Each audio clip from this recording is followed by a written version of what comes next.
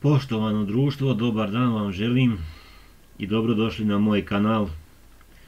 U ovom video klipu vidjet ćete opet jedan u nizu mojih video snimaka sa motornim trimerom Stihl FS120 i cirkularom. Ovaj video klip je također iz moga rodnog sela Dvorska u Rađevskoj oblasti. Ovdje je nekada bio voćnjak koji sam ja isekao igrom slučaja, tu je porasla žestika samonikla. Ona je zakonom zabranjena za seču, ali u ovom slučaju je korov jer raste žbunasto i smeta klasičnoj šumi da raste. Da li ću ja uspjeti posle ovoga da se izborim protiv žestike ili ne, vidjet ću.